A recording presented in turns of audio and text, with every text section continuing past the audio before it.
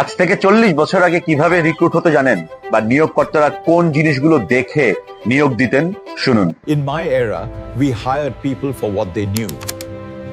A good degree and a solid reference became the priority. বর্তমানে নিয়োগ কিভাবে হচ্ছে জানেন? মানে বর্তমানে নিয়োগকর্তারা কি দেখে নিয়োগ দেয় এটাও শুনুন। In my era, we hired people for what they could do. Skills, adaptability, and results became the priority.